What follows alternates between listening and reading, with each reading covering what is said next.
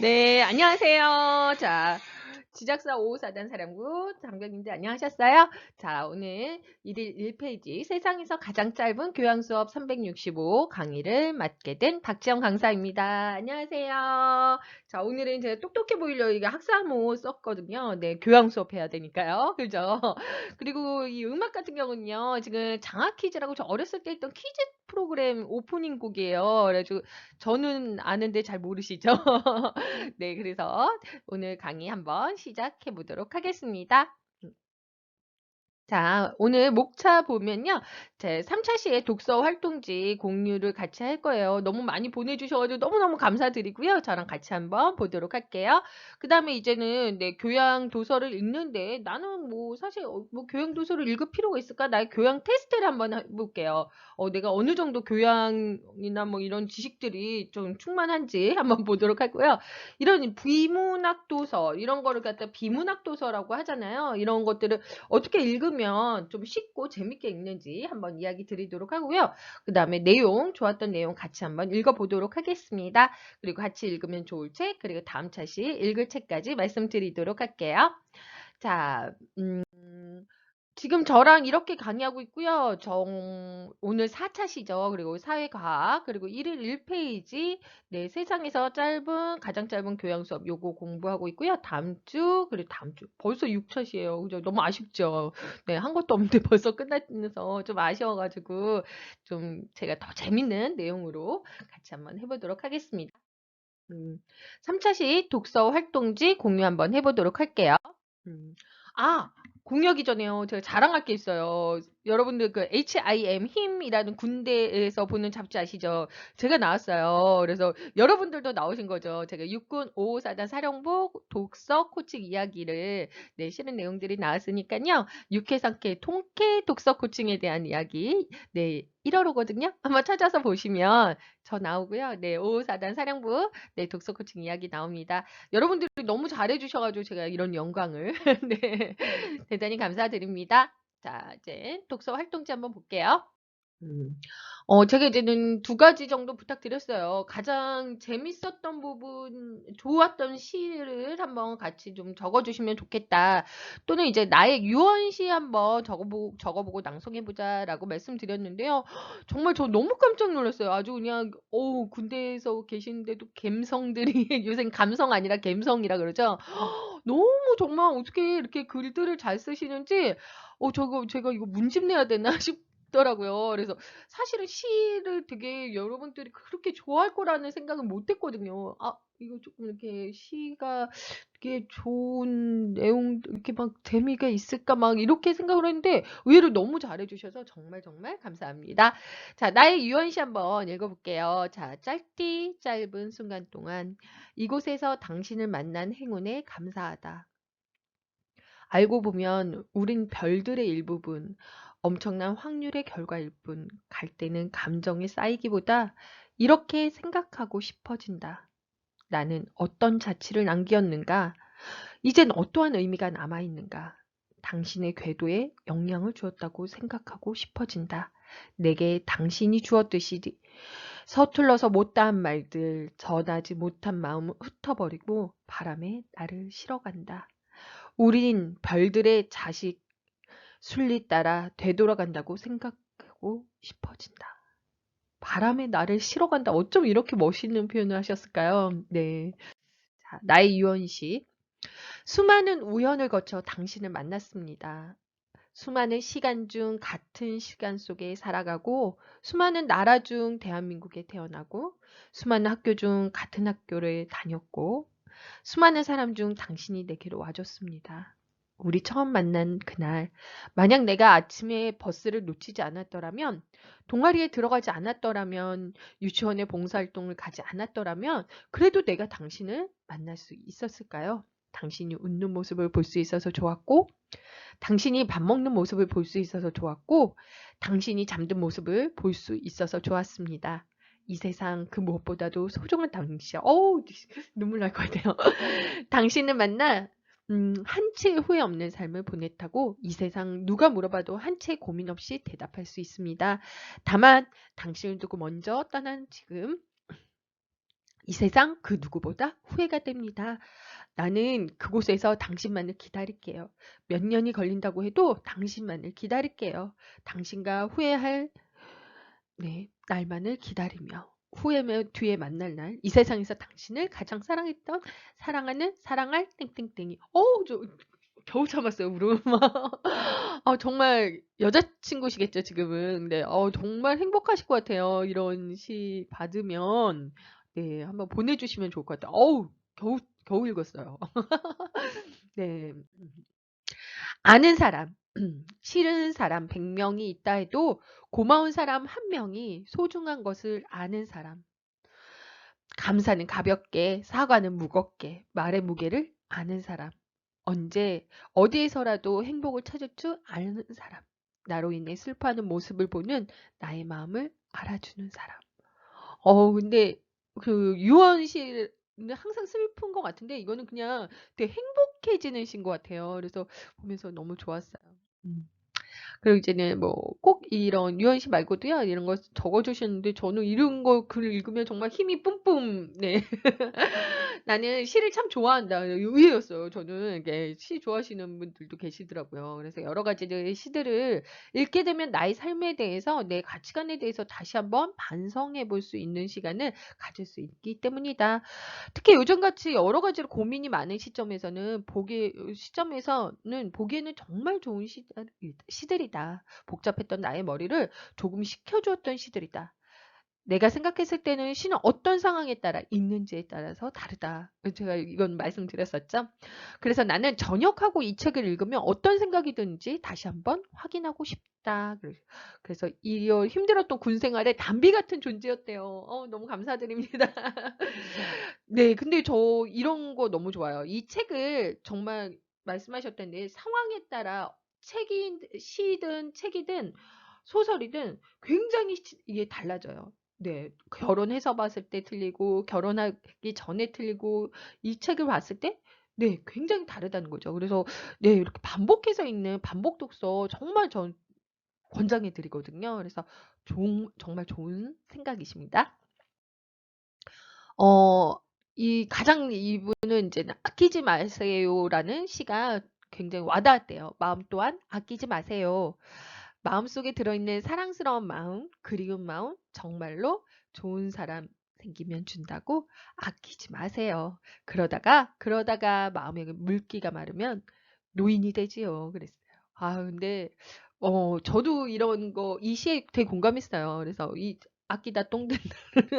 네, 사랑은 표현하는 거잖아요. 그죠? 네. 앞에 말은 농담이었습니다. 네, 사랑은 표현하는 거기 때문에 네, 이런 것들을 좀 마음을 좀 표현해 주시면 좋을 것 같아요. 그죠? 네, 감사합니다. 그리움. 이제 유원 씨예요. 다시는 사계절을 느끼지 못하는 것이 그립다.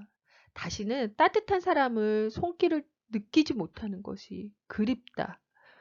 다시는 누군가의 사랑을 느끼지 못하는 것이 그립다. 하지만 그중 가장 그리운 것은 그리워할 수 없는 내일이 없다는 것.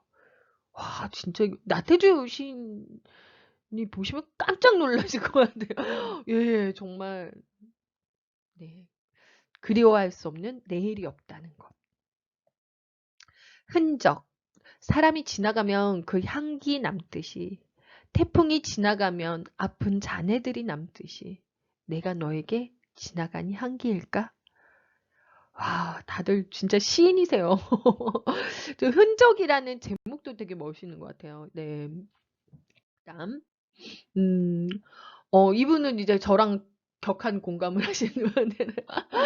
네. 그러니까 이분은 이제는 시를 별로 안 좋아하셨대요. 그래서 솔직히 시를 읽으면 그중에 반은 무슨 시인이 무슨 의도를 가지고서 이 시를 썼는지 이해하기 힘들다. 근데 이 책을 읽으면서 시와 많이 친숙해진 것 같고 네, 아주 짧은 시이지만 행복이라는 시를 굉장히 네, 그렇게 재밌게 기억에 남게 읽으셨다고 하더라고요. 그래서 돌아갈 집이 있다는 거 사회에 있을 때는 그냥 너무 당연하게 느껴졌던 거지만 집에 가지 못하고 훈련소에서 지내는 나한테는 아주 큰 행복이라는 것이 충분히 느껴졌다라고 그랬어요. 그러니까 행복에 대해서 정말 소소한 행복에 대해서 다시 한번 생각해 보는 그런 시였던 것 같습니다.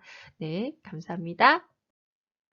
네. 이분 같은 경우는 최근 들어 삶이 지루하거나 힘들다는 느낌을 받았대요. 평소 명언들이나 글귀를 보면서 답답한 마음을 달래곤 했던 나는 뭔가가 필요했는데 독서를 좋아하는 편도 아니고 나에게 소설도 만화도 아닌 시는 불편하게 다가왔다. 근데 책을 처음 펼쳤을 때는 예상했던 대로 중반 부분까지는 그냥 생각 없이 읽어 나갔던 것 같다.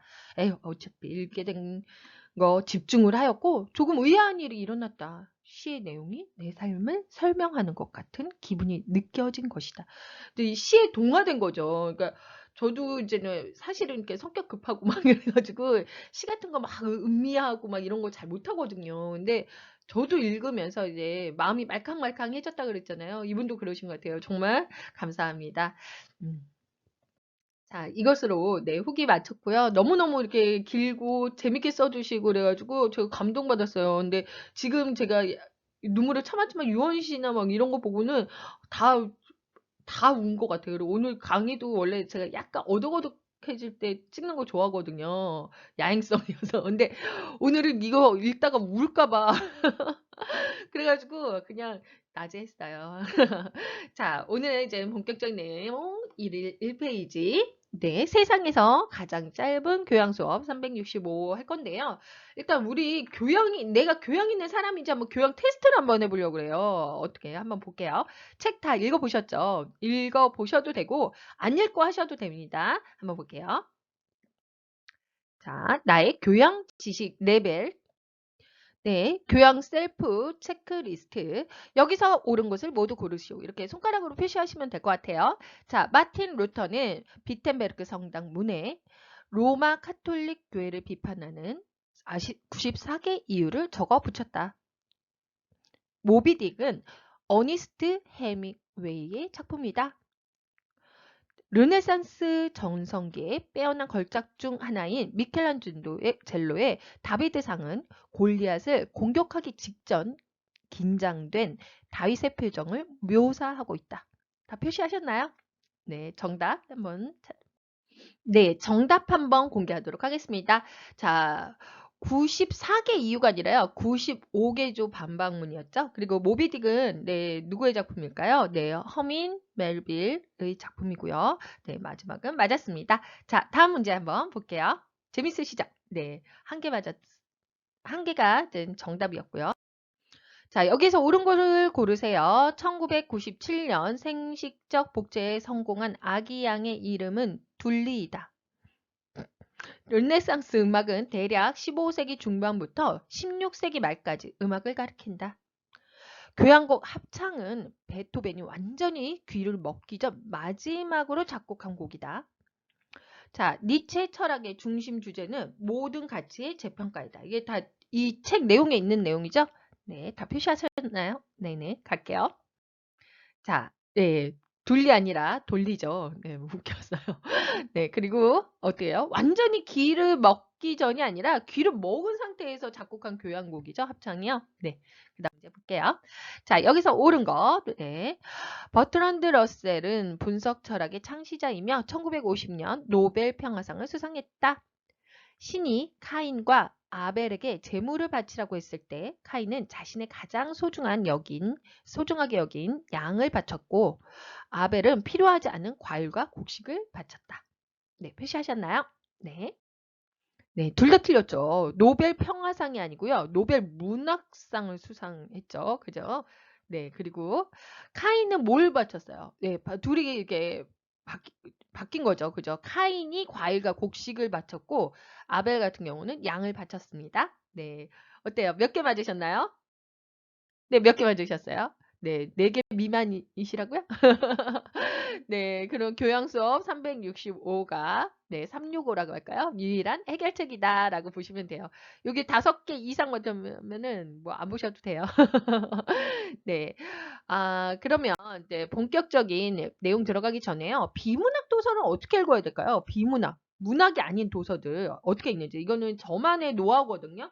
제가 만든 노하우인데 이렇게 해서 좀 참고해서 읽으시면 좋을 것 같아요. 네, 비문학 도서는 어떻게 읽으면 좋냐면요. 있어빌리티라 그래요. 그래서 일명 이제 요약 교양서들 요런 거를 갖다가 네, 있어빌리티 교양서 있어 보이는 거예요. 읽고 나면은 그죠? 그래서 이거 뭐 여러 권의 뭐 책들을 뭐 묵직한 책들을 읽으면 좋은데 우리가 사실 굉장히 바쁘잖아요. 그래서 지식 습득을 위해서 있어빌리티 교양서를 조금 읽어주시면 좋다. 그러면 읽는 방법은 뭐냐면요. 교양 수업 시간처럼 읽으셔야 돼요. 그래서 형광펜이나 인덱스 사용해서 쭉쭉 줄 그어가면서 중요한 내용이나 해주시면 좋고 두 번째는 문장 부호를 좀 활용을 해주세요. 느낌표는 내가 이번에 알았어 하는 거. 그죠? 물음표는 뭐냐면 이 말 뭐지? 이거 좀 어렵네. 물음표. 다운표는 뭐냐면 이거 내가 어디 가서 써먹어야지. 내 후임한테 얘기해줘야지. 그런 문장 보호를 조금 활용을 해주시면 좋다. 그리고 또 이거를 이제 매일매일 365일 동안 내가 하루에 2페이지 읽는다, 1페이지 읽는다 이런 식으로 해주시면 돼요. 요거는 뭐 매일 읽는 거지만 매일 1페이지 읽는 거지만 그렇게 해서 좀 챌린지를 해주시면 좋고 그리고 이게 분야들이 되게 많다 보니까 요약서다 보니까 내가 관심 있는 거가 있고 없는 거가 있어요. 그러면 어떻게 관심 있는 부분부터 읽으세요. 뭐 같이 읽으면 좋지만 관심 있는 부분부터 읽어도 괜찮거든요. 그러면 이 책에 이제 좀 익숙해지게 돼요. 그다음에 이제는 제가 강력 추천드리는 건데 이건 저만의 방법인데 좀 관심이 없는 분야가 있어요. 막 읽으려고 그러는데 막 이거는 글씨만 보이고 막 현상학 막 이런 거 있잖아요. 얘 생각만 해도 어렵죠. 현상학 이런 거 어렵기 때문에 이거를 유튜브로 먼저 보세요. 유튜브로 먼저 보시고 나서 우리가 사실 또 영상이 되게 익숙하거든요. 보시고 나서 이거를 보시게 되면은 책을 보게 되면은 훨씬 잘 들어와요. 예. 그러니까 내가 좀 어렵거나 모르는 내용들은 유튜브를 조금 봐주셔라. 자, 이제 다음 시간에는요. 2편에선 책 읽기 내용에 대해서 소개하도록 하겠습니다. 이따 만나요.